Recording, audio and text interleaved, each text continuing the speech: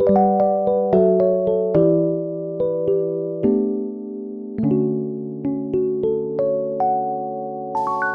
예배자리 가운데 나오신 모든 분들에게 우리 하나님의 놀라운 은혜와 평강이 함께 하시기를 주님의 이름으로 간절히 축원합니다.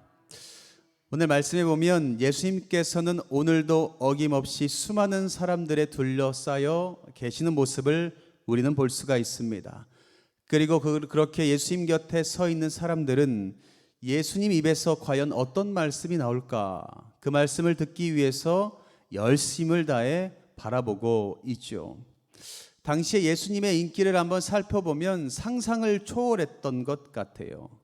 많은 사람들이 예수님을 보기 위해서 찾아오게 되었고, 수많은 군중들이 예수님을 따라다니는 것을 보면 아마 예수님의 인기가 요즘 아이돌과 같은 인기를 누렸던 것 같습니다.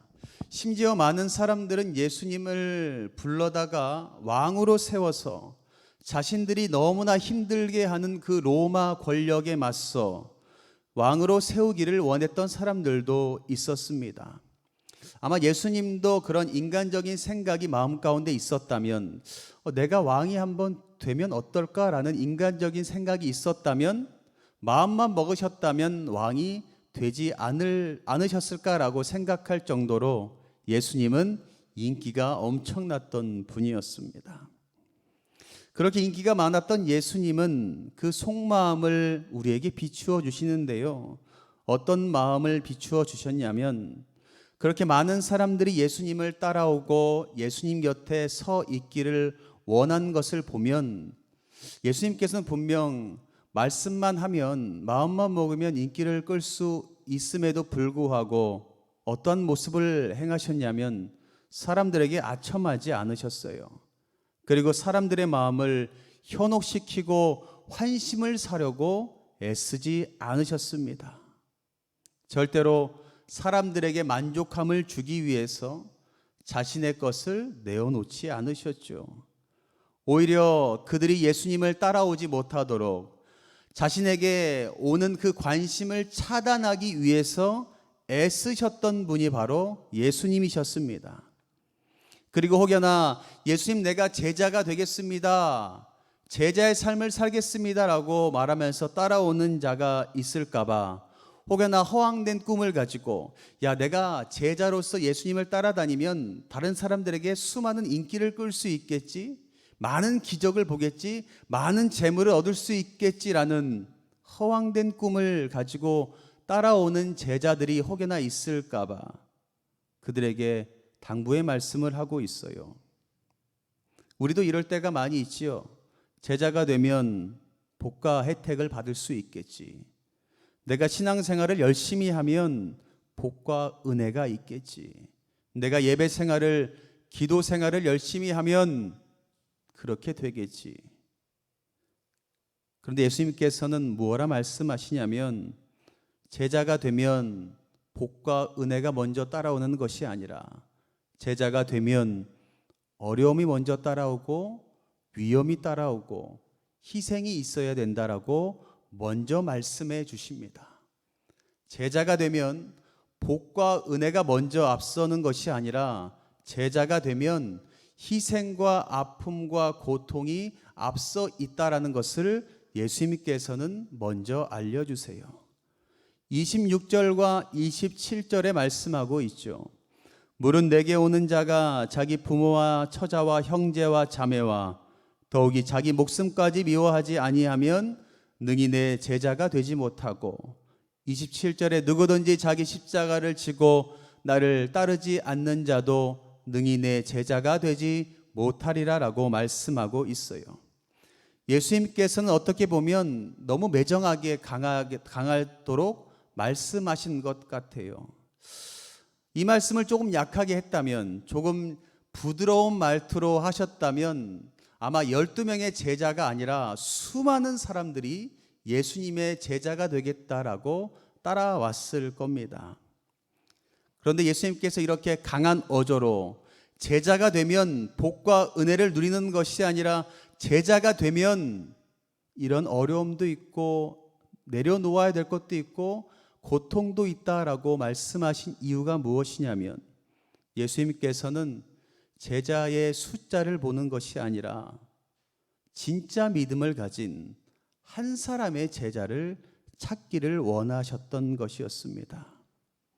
우리가 살아가고 있는 이 세상, 날마다 영적 전쟁을 치르고 있는 세상 가운데 이길 수 있는 사람은 다른 것이 아니라 누구보다도 강한 믿음과 강한 마음을 가지고 있는 사람이 있어야지만 이 세상을 이길 수 있기에 예수님은 그렇게 강한 어조로 강한 믿음과 강한 마음을 가진 제자를 찾기를 원하셨다라는 겁니다. 사랑하는 모든 성도 여러분, 여러분들은 과연 그러한 예수님께서 찾으시는 한 사람의 제자의 자질을 가지고 계십니까? 내가 믿음 생활하면, 내가 제자가 되면 복과 은혜를 많이 받을 수 있겠지라고 생각하면서 신앙생활을 하고 계십니까? 아니면 주님이 그래 하셨던 것처럼 내 앞길 가운데 아픔과 희생과 고통이 있을지라도 내가 강한 믿음을 가지고 함께 걸어가겠습니다라는 고백을 가지고 신앙생활을 하고 계십니까? 예수님께서 날마다 말씀하신 그 말씀의 핵심은 다른 것이 아니라 믿음만을 강조하신 것이 아니라 믿음 너머에 있는 순종까지 겸비한 제자가 되어야 된다라고 늘 우리에게 말씀하세요. 믿음을 가진 것에 그치는 것이 아니라 믿음을 가졌다면 순종까지 이어져야 된다라고 늘 말씀하세요. 마태복음 7장 21절 말씀에 이렇게 이야기하세요. 나더러 주여 주여 하는 자마다 다 천국에 들어갈 것이 아니요 다만 하늘에 계신 내 아버지의 뜻대로 행하는 자라야 들어가리라 라고 말씀하고 있어요. 천국에 들어갈 수 있는 유일한 방법은 하늘에 계신 내 아버지의 뜻대로 행하는 자라야지만 천국에 들어갈 수 있다라고 말씀하고 있어요. 믿음을 가진다고 천국에 들어갈 수 있는 것이 아니라 믿음을 가지고 하나님의 뜻대로 순종해야지만 천국에 들어갈 수 있다라고 말씀하고 있습니다. 죄를 회개하고, 날마다 우리는 죄를 회개하죠. 죄를 회개하고 주님을 믿는다라고 고백을 한다면 그 증거가 바로 순종으로 나타나야 될 줄 믿습니다. 내가 구원을 받았다, 나는 구원을 받았습니다라고 이야기할 수 있는 증거가 무엇이냐면 바로 순종의 모습이 있느냐 없느냐에 따라서 내가 구원을 받았느냐 받지 않았느냐가 결정된다라는 것을 기억하시고, 여러분들 날마다 주님 앞에 회개함으로 믿음을 고백했다면 순종의 자리까지 걸어가시기를 주님의 이름으로 간절히 축복합니다. 요즘 현대 교회에 보면 회개에 대해서 많이 이야기하지 않아요. 왜 이야기하지 않을까요? 듣기 거북하거든요. 내가 무슨 죄를 그렇게 많이 지었다고 매일매일 회개하래? 그래서 많은 교회들이 회개를 이야기하지 않고 무엇을 이야기하냐면 복만을 강조하죠. 어떻게 하면 복을 받을 수 있습니다. 어떻게 하면 은혜를 받을 수 있습니다. 회개는 이야기하지 않고 복만을 이야기하는 교회들이 너무나 많이 있다라는 겁니다. 여러분들 분명하게 기억해야 될 것이 무엇이냐면 회개가 없다면 여러분들이 늘 바라고 원하는 치유와 회복의 그 은혜도 일어나지 않는다라는 것을 기억하시기를 바랍니다. 나의 믿음이나 나의 신앙의 연수나 직분, 그런 것들로 하나님 앞에 나아가는 것이 아니라, 그런 것들은 있지만 순종이 없다면 구원받았다라고 우리는 이야기할 수 없습니다. 그렇다면 예수님께서 그렇게 찾으시는 한 명의 제자가 되기 위한 조건 3가지가 있는데 그 3가지를 우리가 한번 살펴보았으면 좋겠습니다. 첫 번째 조건이 무엇이냐면 예수님을 향한 맞수가 없어야 된다라고 이야기하고 있어요. 다시 말해서 일편단심의 사랑이에요. 예수님보다 좋아하는 사람이 없어야 돼요.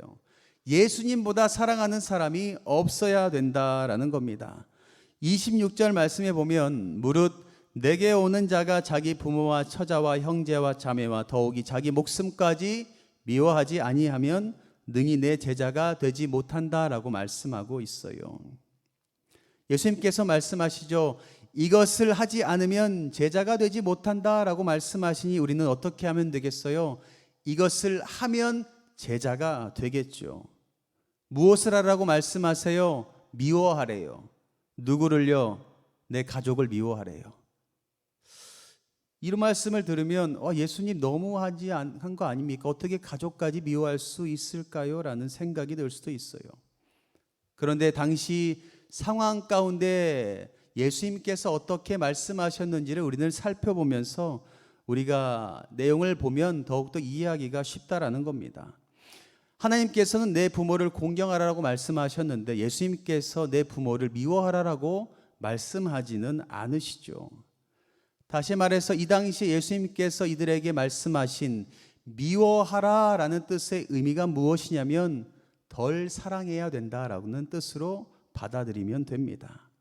그리스도를 따르는 제자는 이 세상에서 사랑하는 어떤 대상보다 더 주님을 사랑해야 된다라고 말씀하세요. 예수님을 사랑한다고 가족을 지금보다 덜 사랑하라라는 것은 아닙니다. 우리가 예수님을 사랑하게 되면 어때요? 하나님은 사랑이시니 또한 우리가 예수님을 사랑하게 되면 그 하나님의 사랑이 우리 마음 가운데 임하게 돼서 우리 마음 가운데 사랑의 폭도 넓어지게 돼요. 그 넓어짐을 가지고 내 주변의 가족들도 사랑하면 된다라는 겁니다. 그리고 여기서 주목해야 될 것이 무엇이냐면 자기 목숨까지도 미워해야 된다라고 말씀하고 있어요. 그리스도를 향한 제자의 그 사랑은 자기 자신에 대한 사랑보다 우선돼야 된다라고 이야기합니다. 자기 자신을 먼저 생각하는 것이 아니라 그리스도가 그리하셨던 것처럼 남을 위한 그 사랑이 먼저 나타나야 됨을 이야기하고 있습니다.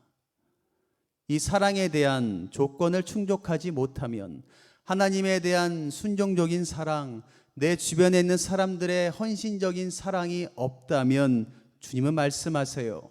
능히 내 제자가 되지 못한다라고 말씀하고 있습니다.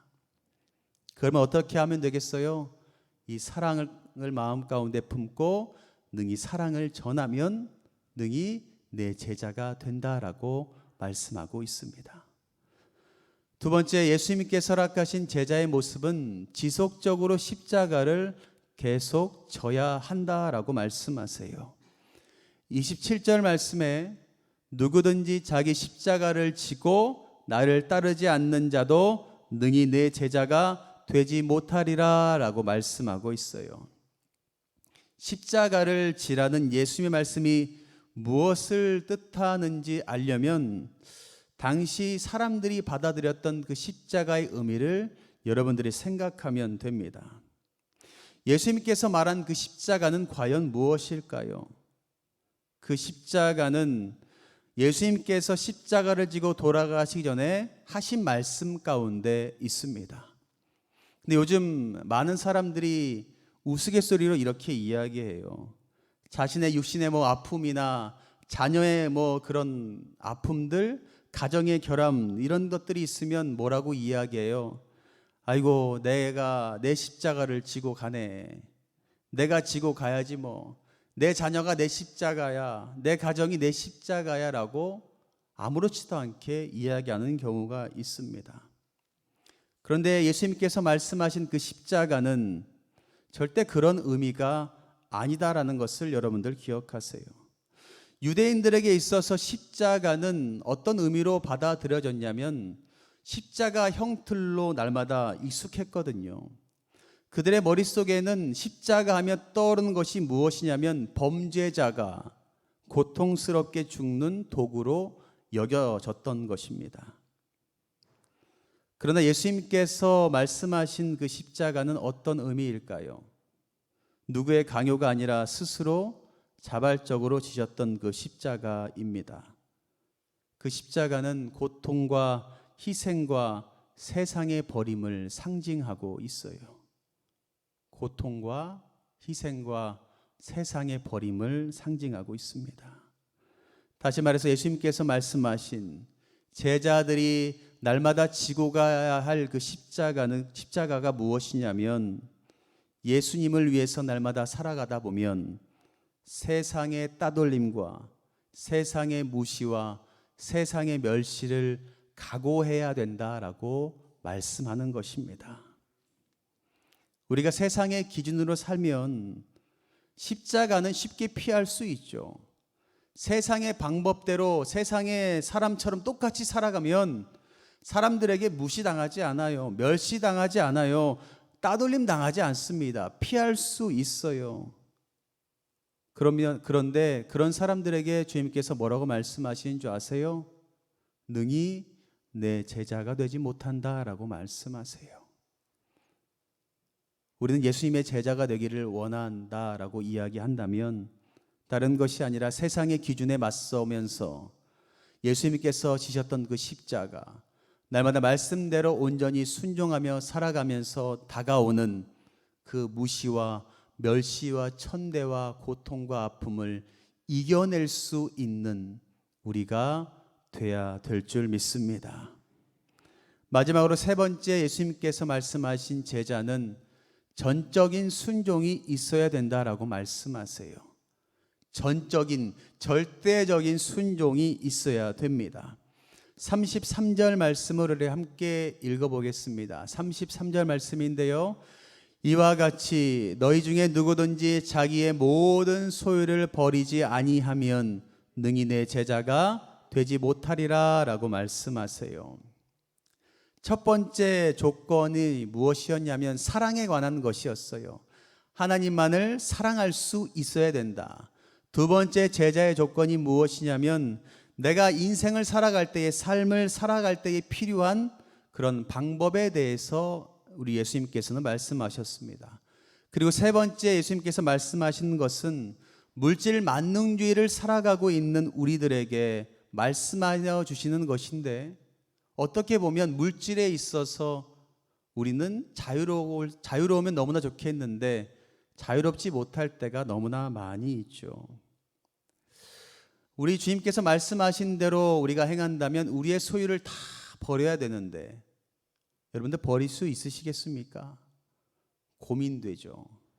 야, 이거 내 자녀에게 물려줘야 되는데, 야, 내가 이거 어떻게 가꾼 건데, 내가 어떻게 이것을 얻은 건데 다 내려놔. 아마 엄청나게 많이 고민하실 겁니다. 예수님께서 우리에게 요구하신 것, 나의 모든 것들을 다 내어놓으라고 말씀하시는 것은 정말 나의 모든 것들을 다 팔아서 교회에 바치라고 말씀하시는 것이 아닙니다. 예수님께서 요구하시는 것이 무엇이냐면 내가 가진 물질에 대한 소유권이 누구에게 있느냐라고 주님께서 물어보신 거예요. 우리 주님께서 말씀하시는 것은 내가 이 땅 가운데 나그네로 보냄 받았고 주님께서 나에게 대신 맡겨주신 그 물질을 내가 잠시 가지고 있습니다. 원래 이 소유권은 주님 것입니다 라는 고백을 들으시기를 원하셨던 것입니다. 우리가 재산을 소유할 수 있는 두 가지 방법이 있어요. 하나가 무엇이냐면 양손에 꽉 쥐는 겁니다. 꽉 쥐고 말하는 거예요. 이건 내 거야. 이건 내 거니 내 마음대로 할 거야 라고 이야기하는 사람이 있는가 하면, 다른 사람 중에 또 한 명이 어떤 사람이냐면 손 위에 나의 모든 재산을 다 올려놓고 꽉 쥐는 것이 아니라 딱 피는 거예요. 피고 이야기합니다. 주님, 이 재산을 나에게 맡겨주셔서 감사합니다. 나는 단지 나그네로 주님께서 맡겨주신 관리자일 뿐입니다. 이 모든 소유는 다 주님 것입니다 라고 올려드리는 삶. 이렇게 두 부류의 사람이 있습니다. 여러분들은 이 세 번째 조건 가운데, 이 세 번째 제자가 되는 물질의 조건 가운데 과연 어떤 모습을 취하시겠습니까? 두 손을 꽉 쥐고 내 겁니다 라고 하실 겁니까? 아니면 두 손을 벌리고 이것은 다 주님 것입니다, 나에게 잠시 맡겨주신 겁니다 라고 소유권을 주님께로 올려드리시겠습니까? 우리 주님께서는 원하시는 이 세 번째 질문의 답이 바로 두 번째 모습, 손을 벌리고 주님께 올려드리는 것을 주님께서는 원하셨습니다. 물질에 대한 명확한 이 자세가 없다면, 소유권에 대한 명확한 것이 없다면 주님께서 말씀하세요. 능히 내 제자가 될 수 없다라고 말씀하고 있습니다. 사랑하는 모든 성도 여러분, 예수님은 제자들에게 스스로 실천하지 않는 것을 결코 하라고 말씀하지 않으세요. 예수님께서는요, 먼저 앞서가시고 먼저 행하시고 먼저 다 하신 후에 제자들에게 이렇게 해야 된다라고 말씀하신 분이 바로 예수님이세요. 예수님께서 먼저 부모와 형제, 심지어 자신의 생명보다 하나님 아버지를 먼저 사랑하셨고요. 그리고 예수님께서는 그 하나님의 말씀대로 고통의 십자가를 지시고 죽으시는 그 자리까지 나아가셨고, 더 나아가 우리에게 구원을 허락해 주셨습니다. 그리고 만물의 주인이신 예수님께서 모든 것을 다 포기하지 않으셨습니까? 예수님께서 십자가에 달려 죽으시면서 남겨진 것이 무엇인 줄 아세요? 허리에 두른 천 한 조각밖에 남지 않으셨습니다. 만물의 주관자이신 예수님께서 다 올려드리고 천 조각 하나만 남기고 가셨다라는 겁니다. 진정한 제자의 삶, 분명 힘들고 어려울 수도 있습니다. 그러나 우리 주님께서 그렇게 걸어가셨듯이 우리도 주님의 손을 잡고 걸어가기만 하면 됩니다. 그러면 주님께서 우리에게 말씀하실 거예요. 사랑하는 내 아들, 딸들아, 능히 내 제자가 되리라 라고 말씀하여 주실 줄 믿습니다. 오늘도 그 말씀에 의지하여서 예수님께서 걸어가신 그 길을 걸어가 예수님의 진정한 제자의 삶을 살아가시는 저와 여러분들 되시기를 주님의 이름으로 간절히 축원합니다.